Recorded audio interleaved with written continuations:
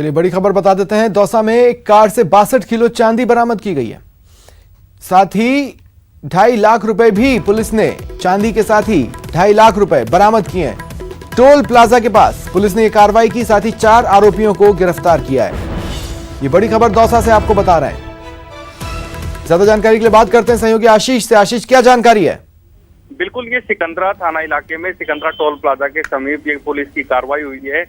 सिकंदरा थानाधिकारी राजपाल यादव ने एक भरतपुर नंबर की एक कार को रुकवाया और उस कार की जांच की तो कार के अंदर 62 किलो चांदी बरामद हुई है, साथ ही 2.5 लाख रुपए बरामद हुए हैं। पुलिस ने सीआरपीसी की धारा 102 के तहत जो नकदी है और जो चांदी है उनको जब्त कर लिया है और जो 4 आरोपी हैं उनको गिरफ्तार कर लिया है। आरोपी संजय गर्ग, बनवारी जाट, वीरेंद्र जाट और ललित सोनी को गिरफ्तार किया है। चारों आरोपी नदबई के रहने वाले हैं और पुलिस उन आरोपियों से पूछताछ कर रही है कि ये चांदी और नकदी कहां से लाई जा रही थी और कहां भिजवाई जा रही थी। फिलहाल पुलिस रूटीन चेकिंग के दौरान पकड़े गए या किसी सूचना पर इस कार्रवाई को अंजाम दिया गया? बिल्कुल, टोल प्लाजा पर पुलिस लगातार नाकेबंदी करके इस तरह की जांच करती रहती है और उसी जांच में यह कार संदिग्ध दिखाई दी। इसके जो अंदर 4 लोग बैठे थे वो संदिग्ध दिखाई दिए, तो पुलिस ने उनसे पूछताछ की और उनकी जब जांच की गई तो उसमें ये चांदी और नकदी मिली और जब उनसे इसके बारे में पूछा तो उन्होंने संतोषप्रद जवाब नहीं दे पाए। इस पर पुलिस ने सीआरपीसी की धारा के 102 के तहत इनको जब्त किया है और चारों आरोपियों को भी गिरफ्तार कर लिया है। शुक्रिया तमाम जानकारी के लिए। प्रदेश में मदरसा तालीम के भविष्य को लेकर मदरसा पैरा टीचर्स बेहद नाराज हैं। कई दरों पर गुहार लगाने के बाद जब कोई मदरसा पैरा टीचर्स की नहीं सुन रहा, तब मदरसा पैरा टीचर्स ने 8 सूत्रीय मांग पत्र सरकार को भेजा। साथ ही कहा कि अगर उनकी मांगें नहीं मानी गई तो 7 दिन में सभी मदरसा पैरा टीचर्स परिवार बच्चों के साथ मदरसा बोर्ड का घेराव करेंगे। कई सालों से मदरसा पैरा टीचरों का मानदेय बकाया है। जुलाई 2019 के 400 रुपए आज दिनांक तक बकाया है। प्रसूति अवकाश बकाया है। एसएफजी की राशि की बड़ी घोषणा की गई थी, सरकार द्वारा बड़े प्रचार किए गए थे, लेकिन आज दिनांक तक 1.5 साल होने आ रहा है, उनको इन्होंने अभी तक खाते में डाला नहीं है। हाल ही में राज्य सरकार ने पैरा टीचर्स के मानदेय में 15% की वृद्धि की है। इसका हम स्वागत करते हैं, परंतु ये काफ़ी नहीं है। 15% की वृद्धि और की जानी चाहिए। एक सम्मानजनक मानदेय उनको दिया जाना चाहिए जो उनका अधिकार है। एक तरफ अभिभावक निजी स्कूलों से फीस माफी की मांग कर रहे हैं, वहीं दूसरी तरफ जयपुर के एक स्कूल ने फीस माफ कर मिसाल कायम की। जयपुर के सीकर रोड विजयबाड़ी स्थित गांधी बाल निकेतन स्कूल ने अभिभावकों को बड़ी राहत देते हुए 3 महीने अप्रैल, मई और जून की फीस माफ कर दी है। स्कूल प्रबंधन ने कोरोना महामारी में आम जन की आर्थिक परिस्थितियों को देखते हुए फीस माफी की घोषणा की। फीस माफी की सूचना पर अभिभावकों ने विद्यालय प्रबंध निदेशक बद्री नारायण कुमावत का माला पहनाकर सम्मान किया। कुमावत से आर्थिक रूप से सक्षम अभिभावकों से जुलाई की फीस समय पर भरने का अनुरोध किया है ताकि विद्यालय के शिक्षकों और कर्मचारियों की समय पर आर्थिक मदद की जा सके। और अब बात मानसून की। मानसून ने आखिरकार प्रदेश में दस्तक दे ही दी है। प्रदेश के कई जिलों में झमाझम बरसात हुई, जिससे मौसम खुशनुमा हो गया। वहीं बरसात के साथ ठंडी हवा चलने से गर्मी और उमस से परेशान लोगों को राहत मिली। तो मानसून ने मरुधरा में एंट्री मार ली है। मानसून ने प्रदेश में प्रवेश कर लिया है। मौसम विभाग के अनुसार मानसून ने करीब आधे प्रदेश को कवर कर लिया है और जल्द ही पूरे प्रदेश को कवर कर लेगा। प्रदेश के कई इलाकों में बारिश हो रही है। मौसम विभाग ने कल चित्तौड़गढ़, राजसमंद, बांसवाड़ा, झालावाड़, बारां, डूंगरपुर, उदयपुर और प्रतापगढ़ में भारी बारिश की चेतावनी दी है।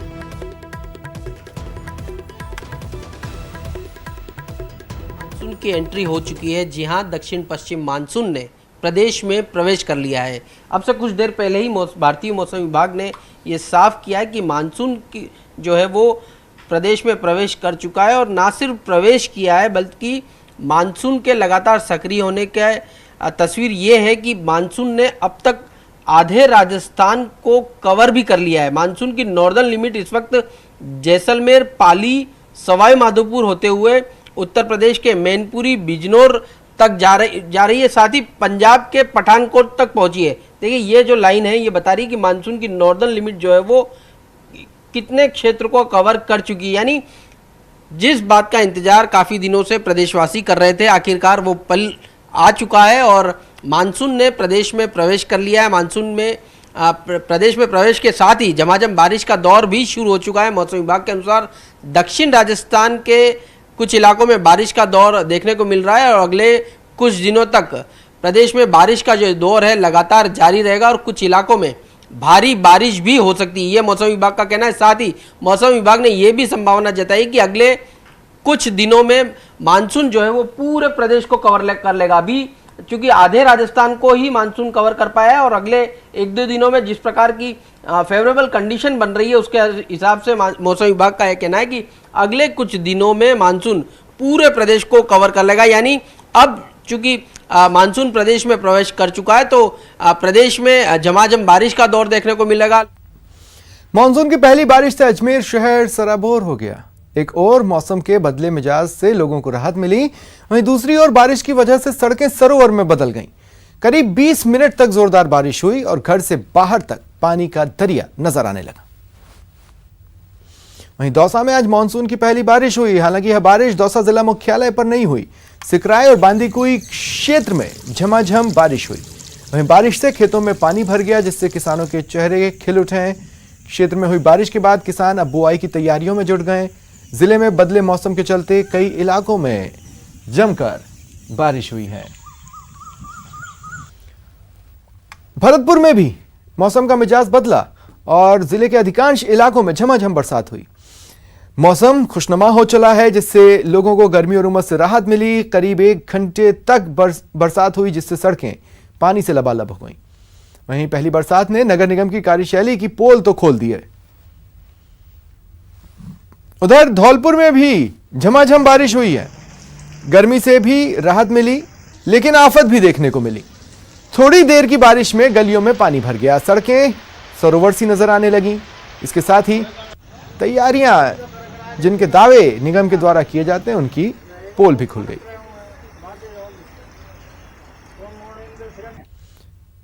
और अब आपको बताते हैं पाठ्यक्रम से जुड़ी खबर, लेकिन उससे पहले नाथद्वारा से आई ये तस्वीरें देखें। ये भी मानसून से जुड़ी है। जमकर बदरा बरसे, जिसके बाद भारी बारिश से लोग परेशान हो उठे। 2 इंच बारिश से बाजार में नदी सी बहती दिखाई दी, बाइक स्कूटी बह गई। एक दुकान में इस बीच अजगर घुस आया। ये दोनों ही तस्वीरें आप अपने टीवी स्क्रीन पर देख पा रहे हैं।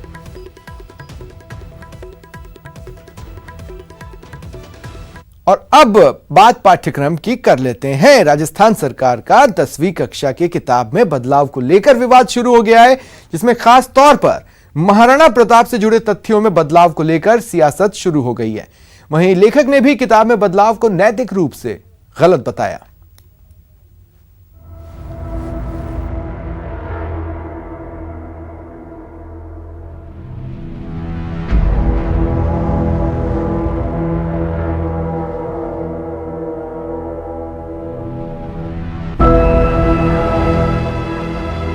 इतिहास में बदलाव पर विवाद।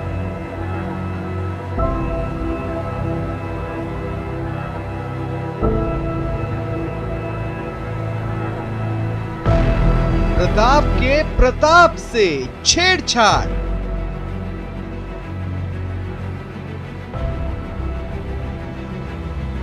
दसवीं की नई किताब में कम प्रताप।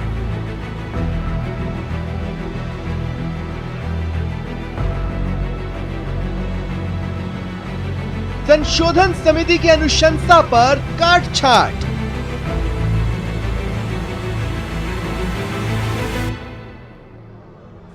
किताब पर सियासी घमासान। क्या भारत विश्व गुरु नहीं था? क्या भारत कभी सोने की चिड़िया नहीं था? क्या शान मेवाड़ महाराणा का प्रताप कम था? ये महज सवाल नहीं, बल्कि वो विवाद हैं जो एक बार फिर पाठ्यक्रम में बदलाव को लेकर आ रहे हैं।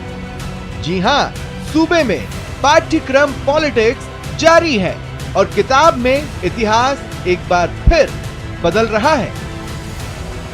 इस बार 10वीं की इस किताब को लेकर सियासी किचकिच हो रही है। Rajasthan board of secondary education ने संशोधन समिति की अनुशंसा पर 10वीं कक्षा की सामाजिक विज्ञान की नई किताब में न सिर्फ काट छांट की है बल्कि कुछ बदलाव भी किए हैं। इस बदलाव को लेकर विवाद शुरू हो गया है। इसमें खास तौर पर महाराणा प्रताप से जुड़े तथ्यों में बदलाव को लेकर सियासी घमासान शुरू हो गया है। इतिहास में छेड़छाड़ को लेकर बीजेपी के दिग्गज सवाल उठा रहे हैं। इतिहास के जानकार हैं जिन्होंने इन पाठों की रचना की है, उनको बिना विश्वास में लिए केवल अपने राजनीतिक चश्मे के आधार पर मेवाड़ के इतने उज्जवल इतिहास को इस प्रकार के घृणित तरीके से गिराना एक तरह से यहाँ के लोगों को मन में एक आक्रोश पैदा करना है। मैं चाहता हूँ कि सरकार समय पर इस पर निर्णय करे। अभी तो आपकी प्रिंटिंग होने गई है, इसको रोक लेना चाहिए और कोई 3-4 लोगों की जो इतिहासकार हों, जो जानकार हों, उनकी कमेटी बना करके इसको सही ढंग से लिख करके ही पाठ्यपुस्तक। हमारे इतिहास पुरुषों के साथ में न्याय नहीं किया गया। अंग्रेजों ने किया वो समझ आता था, लेकिन अंग्रेजियत की मानसिकता से ओतप्रोत ये विचारधारा वाली राजनीतिक दल आज़ाद हो जाने के 70 साल बाद में भी उस विचारधारा से मुक्त नहीं हो पाएंगे। ये निश्चित रूप से चिंता का विषय भी है और सोच का विषय भी है। हम अपने पूर्वजों पे, अपने इतिहास पर गर्व करें और न केवल गर्व करें अपितु तो उनके व्यक्तित्व से प्रेरणा लें, आने वाली पीढ़ियां उनसे प्रेरणा ले सकें। हमें इस दृष्टिकोण से एकजुट होकर के सबको एक स्वर में आवाज उठाने की आवश्यकता है। आइए अब आपको बताते हैं 10वीं कक्षा की सामाजिक विज्ञान किताब में महाराणा प्रताप से जुड़े इतिहास के किस हिस्से में काट छांट की गई है और क्या बदलाव किया गया है। किताब में महाराणा प्रताप और अकबर के बीच हुई हल्दी घाटी युद्ध की समीक्षा को हटाया गया। महाराणा प्रताप के घोड़े चेतक से जुड़े तथ्य को पाठ्यक्रम से हटाया गया। पाठ्यक्रम में बदलाव पर महाराणा प्रताप को कमजोर बताया गया, जिसमें कहा गया है 16वीं सदी के मेवाड़ के राजा महाराणा प्रताप में शत्रुतापूर्ण परिस्थितियों में एक सेना नायक के रूप में धैर्य और योजना की कमी थी। हालांकि अब तक जो इतिहास है उसके मुताबिक 18 जून 1576 को हल्दी घाटी की लड़ाई हुई। हल्दी घाटी के युद्ध में अकबर की सेना में 85,000 सैनिक थे। मुगलों से लड़ने के लिए राणा के पास महज 20,000 सैनिक थे। चेतक पर सवार राणा ने मुगलों की सेना में कोहराम मचा दिया। राणा प्रताप के 81 किलो के भाले से मुगल दहशत में आ गए। यह भी कहा जाता है हल्दी घाटी युद्ध की याद जब जब अकबर को आती थी वो सोते सोते जग जाता था। इतना ही नहीं, किताब के स्वर्णिम भारत अध्याय में कुछ और काट छाट की गई है और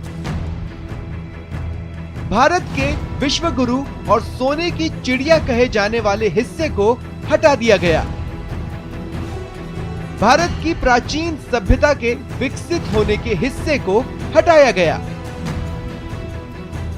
किताब में इन तमाम बदलाव और काट छांट को लेकर किताब के शीर्षक लेखक और इतिहासकार डॉक्टर चंद्रशेखर शर्मा इसे नैतिक रूप से गलत बताते हैं। वो कहते हैं कि बदलाव को लेकर उनसे चर्चा तक नहीं की गई। तक में देखा गया कि शायद ऐसा हुआ कि इसके लिए एक संशोधन समिति इन्होंने बनाई थी और 2017 की जो पुस्तक चल रही थी उसमें उस संशोधन समिति की जो रिपोर्ट्स थी उसके आधार पर इन्होंने काफ़ी कुछ इसके अंदर बदलाव किया है।